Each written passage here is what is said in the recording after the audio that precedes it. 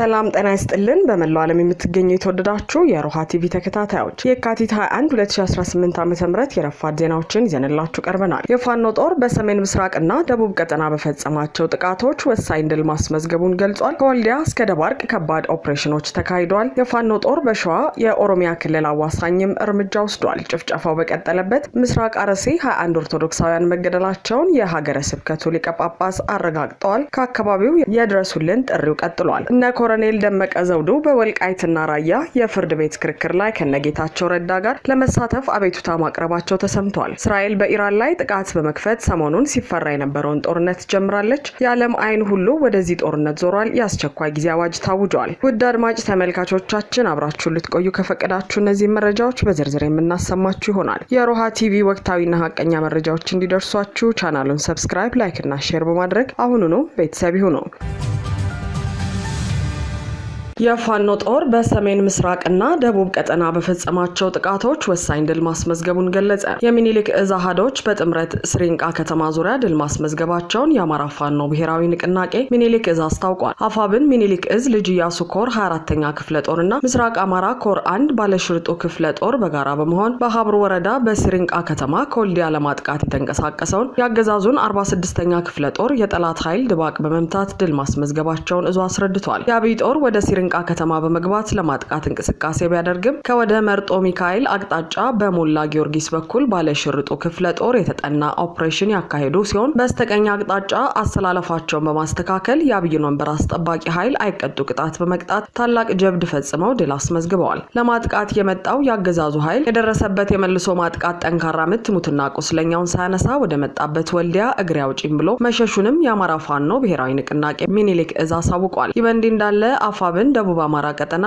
አሳምነው እዝ ከሰም 2ኛ ኮር የኃይለ ማርያም ማሞ ክፍለ ጦር ሰላም ሰው ሻለቃ ቃኞች በፊቼ ከተማ ጠላት ካምፕ ውስጥ ሰርጎ በመግባት ከባድ ኦፕሬሽን መፈጸማቸው ታውቋል። የአሳምነው እዝ ከሰም 2ኛ ኮር የኃይለ ማርያም ማሞ ሰላም ሰው ሻለቃ ቃኞች በኦሮሚያ ክልል አዋሳኝ አሌልቱ ወረዳ ፍቼ ቀበሌ የካቲት 20 2018 ዓ.ም ንጋቱ 2 ሰዓት ላይ በአገዛዙ ካምፕ ላይ ጥቃት በመክፈት የአብይ አህመድና የሽመልስ አብዲሳ የከተማ ጠባቂ ሚሊሻዎች ወይም ተጠባባቂ ኃይል ብሎ የሚጠራቸውን ቡድኖች ተቆጣጥረዋል።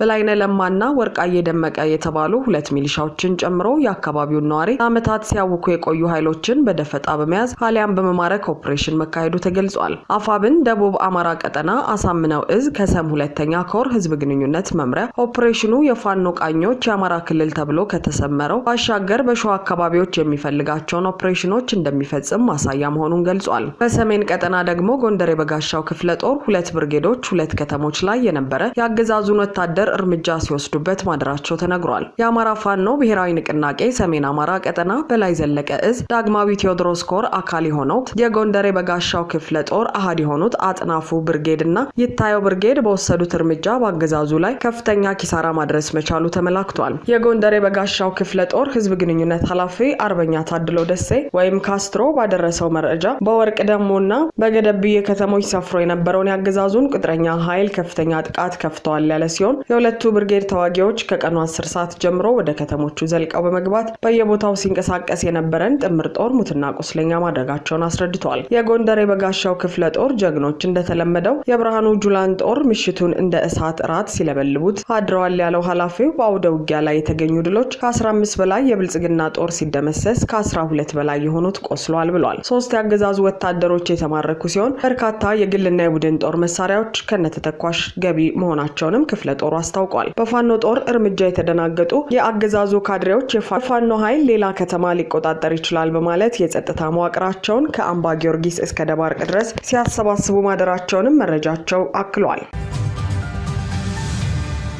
ጭፍጨፋው በቀጠለበት ምስራቅ አርሲ 21 ኦርቶዶክሳውያን መገደላቸውን የሀገረ ስብከቱ ሊቀ ጳጳስ አረጋገጡ። በምስራቅ አርሲ ሀገረ ስብከት ሸርካ ወረዳ በጃዊ ቀበሌ 21 ኦርቶዶክሳውያን በታጣቂዎች ጥቃት ህይወታቸው ማለፉን በመግለጽ የመንበረ ፓትርያርክ ጠቅላይ ቤተ ክህነት ከሚመለከተው አካላት ጋር ተወያይቶ ለችግሩ ዘላቂ መፍትሄ እንዲፈለግ የሶማሌና የምስራቅ አርሲ ሀገረ ስብከት ጳጳስ ብፁዕ አቡነ ኤልሳ አሳስበዋል። ሊቀ ጳጳሱ እያሰለሰ በቀጠለው የምስራቅ አርሲ ሀገረ ስብከት ችግር ትናንትም የካቲት የካቲት 19 ለ20 አጥቢያ 21 ኦርቶዶክሳውያን የተገደሉ ሲሆን አንድ ካህን፣ 2 ሴቶችና 18 ወንድ ኦርቶዶክሳውያን በግፍ መገደላቸውን ገልጸዋል። ሁለቱ የታገቱ እንዲሁም 8ቱ የደረሱበት የማይታወቅ ሲሆን 8 ወገኖቻችን በጎቤላ ሆስፒታል በሕክምና ላይ ይገኛሉ ሲሉም ተናግረዋል። ተደጋጋሚ ግድያ በሚፈጸምበት በኦሮሚያ ክልል ምስራቅ አርሲ ዞን ሸርካ ወረዳ በተፈጸመ አዲስ ጥቃት እስካሁን ባለው መረጃ ብቻ 21 ምዕመናን በታጠቁ አካላት መገደላቸውን የወረዳው ቤተ ክህነት የዞኑ ሀገረ ስብከት አረጋግጠዋል። በኢትዮጵያ ኦርቶዶክስ ቤተክርስቲያን አርሲ ዞን ሀገረ ስብከት የሸርካ ወረዳ ቤተ ክህነት አካል በሰጡን ቃል አሁንም ምዕመናን ተገድለዋል፣ እስካሁን 21 ምዕመናን ቀብረን ተመልሰናል ብለዋል። ትናንት ከሰዓት 12 ሰዓት ገደማ ይህን ያሉን እኚህ የቤተ ክህነት አካል የታጠቁት አካላት አሁንም ግድያ በፈጸሙበት ቀበሌ ገብተው እያቃጠሉ ነው፣ አስከፊ ሁኔታ በዚህ ላይ ነው ያለው ሲሉም ተናግረዋል። አዲሱ ግድያ የተፈጸመው ሐሙስ የካቲት 19 2018 ዓ.ም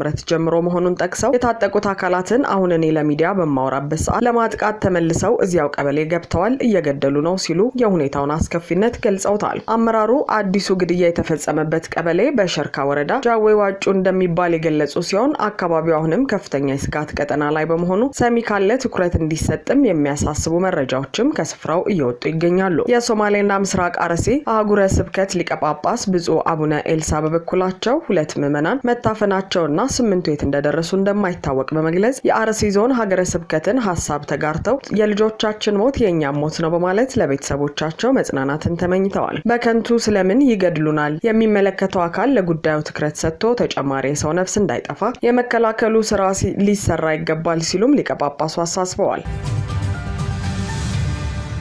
እነ ኮሎኔል ደመቀ ዘውዱ በወልቃይትና ራያ የፍርድ ቤት ክርክር ላይ ለመሳተፍ አቤቱታ ማቅረባቸው ተሰማ። የወልቃይት ጠገዴ አማራ የማንነትና ወሰን አስመላሽ ኮሚቴ የፌዴራል ከፍተኛ ፍርድ ቤት በአከራካሪ ምርጫ ክልሎች ላይ ምርጫ እንዲያካሄድ ባሳለፈው ጊዜያዊ እግድ ውስጥ ገብቶ ለመከራከር አቤቱታ ማቅረቡ ታውቋል። ኮሚቴው በፌዴራል ከፍተኛ ፍርድ ቤት በአመልካች በዴሞክራሲያዊ ስምረት ትግራይ ፓርቲና በኢትዮጵያ ምርጫ ቦርድ መካከል በፍርድ ቤት እየታየ ያለው ጉዳይ መብትና ጥቅሙን እንደሚነካ በመግለጽ ጣልቃ ገብቶ ለመከራከር በጠበቃ በኩል ጥያቄ ማቅረቡን አስታውቋል። በዚህም መሰረት ፍርድ ቤቱ ጉዳዩን ተመልክቶ ውሳኔ ለመስጠት ለየካቲት 25 2018 ዓ.ም ቀጠሮ መስጠቱን ለጉዳዩ ቅርበት ያላቸው አካላት ተናግረዋል። ምርጫ ቦርድ በሁለቱ ክልሎች መካከል አወዛጋቢ በሆኑ 5 የምርጫ ክልሎች ከትግራይና ከአማራ ክልል ውጪ ሆነው በቀጥታ የተወካዮች ምክር ቤት እጩዎች ምርጫ እንዲካሄድባቸው ውሳኔ ያስተላለፈው ሰኞ የካቲት 16 2018 ዓ.ም ነበር። ይህንንም ተከትሎ በአቶ ጌታቸው ረዳ የሚመራው ስምረት ፓርቲ ባቀረበው አቤቱታ የፌዴራል ከፍተኛ ፍርድ ቤት ሐሙስ የካቲት 19 2018 ዓ.ም በውሳኔው ላይ እግድ ጥሏል የሚል ዘገባ ተስተጋብቷል። ይህንንም ተከትሎ የወልቃይት ጠገዴ የአማራ ማንነትና ወሰን አስመላሽ ኮሚቴ ስምረት ባቀረበው አቤቱታ መሰረት አመልካቾች ፍርድ ቤቱ በሰጠው እግድ በክርክሩ ሂደት ውስጥ ተካፋይ ባልሆንበት ሁኔታ የሚሰጠው ውሳኔ በኢፌዴሪ ህገ መንግስት አንቀጽ 38 ላይ የተመለከተውን የመምረጥና መመረጥ መብትና ጥቅማችንን የሚነካ ነው ብሏል። በዚህ ምክንያት ፍርድ ቤት በስምረት ፓርቲና በብሔራዊ ምርጫ ቦርድ መካከል በሚደረገው ክርክር ውስጥ ጣልቃ ገብተው እንዲከራከሩ እንዲፈቅድላቸው ጠይቀዋል። እነዚህ በትግራይና በአማራ ክልል የይገባኛል ጥያቄ የተነሳባቸውና ከሁለቱም ክልሎች ውጪ ሆነው በራሳቸው ምርጫ እንዲደረግባቸው የተወሰኑት የሁመራ፣ አዲረመጽ፣ የኮረም ወፍላ፣ የጠለምትና የራያ አላማጣ ምርጫ ክልሎች መሆናቸው ሰሞኑን ሲዘገብ ነበር። የብልጽግና ቡድን እነዚህን ቦታዎች ለከፍተኛ የፖለቲካ ቁማር በመጠቀም በአማራና ትግራይ ፖለቲካ ውስጥ ያሻውን ለማድረግ መንቀሳቀስ ከጀመረ ሰነባብቷል። ድጋፍ ለማግኘት የሚጠቀመው የሽንገላ አካሄድ እንዳለ ሆኖ ነገሩ በዘላቂነት እንዳይፈታ በማድረግ የሚፈልገውን ፖለቲካ እየሰራ መሆኑም ይነገራል። እስራኤል በኢራን ላይ ጥቃት በመክፈት ሰሞኑን ሲፈራ የነበረውን ጦርነት ጀመረች። የእስራኤል መከላከያ ሚኒስቴር በኢራን ላይ ቀድሞ የማጥቃት እርምጃ መውሰዱን ሲያስታውቅ በመላው አገሪቱ የአደጋ ጊዜ ማስጠንቀቂያ ደውል መሰማቱ ተዘግቧል። እስራኤል ጥቃቱን ተከትሎ በመላው አገሪቱ የአስቸኳይ ጊዜ አውጃለች። እርምጃው ከኢራን በኩል ሊፈጸም የሚችል ጥቃትን ቀድሞ ለመከላከል የተወሰደ መሆኑን ገልጾ ይህንን ተከትሎ ከኢራን በኩል የአጸፋ የሚሳኤል ጥቃት ሊፈጸም እንደሚችል አስጠንቅቋል። በተጨማሪም የእስራኤል መከላከያ ኃይል ተደጋጋሚ የተኩስ አቁም ጥሰት በመፈጸሙ በጎረቤት ደቡባዊ ሊባኖስ ውስጥ በሚገኙ የሂዝቦላ ኃይሎች ላይ ጥቃት መፈጸሙንም አስታውቋል። የቢቢሲ የኢራን ቋንቋ አገልግሎት ፋርስ ዜና ወኪል በመጥቀስ እንደዘገበው በኢራን ዋና ከተማ ቴህራን ማዕከላዊ ክፍል ውስጥ በርካታ ፍንዳታዎች መሰማታቸውን ዘግቧል። የዜና ወኪሉ ቴህራን ውስጥ የሚገኙ 2 አካባቢዎች በተለይ ኢላማ መሆናቸውንና በተጨማሪም 3 ፍንዳታዎችን የሚያሳዩ 3 ፎቶዎችንም አጋርቷል። አሜሪካ ጥቃት ተከፍታለች ተብሎ ሲጠበቅ የመካከለኛው ምስራቅ ዋና አጋሯ እስራኤል ኢራንን ማጥቃቷ የዓለም አቀፍ መገናኛ ብዙሃን በሰበር ዜና የቀረበ መነጋገሪያ ጉዳይ ሆኗል። ከእስራኤል ጥቃት አስቀድሞ አሜሪካ ግዙፍ የጦር መርከቦቿን ወደ መካከለኛው ምስራቅ ባሰማራችበት ወቅት በኢራን አቅራቢያ ባለ ባህር ላይ የሚካሄደው የአሜሪካ ሰራዊት እንቅስቃሴ እንዳሳሰበው የተባበሩት መንግስታት ገልጾ ነበር። የመንግስታቱ ድርጅት ቃል አቀባይ ስቴፋን ዱጃሪክ ለጋዜጠኞች እንደተናገሩት በቀጠናው በጣም አሳሳቢ ወታደራዊ እንቅስቃሴ እንዳለና ወዴት ሊያመራ እንደሚችል መገመት አስቸጋሪ ነው ብለዋል። አሜሪካ በኢራን ላይ ጥቃት ልትፈጽም የምትችልበት ሁኔታ ይኖር እንደሆነ የተጠየቁት ቃል አቀባዩ እየተደረገ ካለው ዲፕሎማሲያዊ ጥረት በኩል አዎንታዊ መልእክቶች እየታዩ ነው፣ እኛም ማበረታቻችንን እንቀጥላለን በማለት መልሰው ነበር። ዱጃሪክ የመንግስታቱ ድርጅት ዋና ጸሐፊ በአሜሪካና በኢራን መካከል በኦማን አደራዳሪነት እየተካሄደ ያለውን በተዘዋዋሪ የሚደረገውን ንግግር ሁለቱም ወገኖች ዘላቂ ስምምነት እስኪደረስ ድረስ በቆራጥነትና በቅልቦና እንዲቀጥሉ መጠየቃቸውን ተናግረዋል። የአንቶኒዮ ጉቴሬዝ ቃል አቀባይ ጨምረውም የኢራንን የኑክሌር ውዝግብ በዘላቂነት ለመቋጨት ዓለም አቀፉ አቶሚክ ኤነርጂ ኤጀንሲ በኢራን ውስጥ የተሟላና አጠቃላይ ምርመራ ማድረግ አለበት ብለዋል። ዶናልድ ትራምፕ ሰሞኑን ኢራን ወደ ስምምነት ካልመጣች ከባድ ጥቃት ይጠብቃታል ሲሉ ደጋግሞ መናገራቸው ይታወሳል።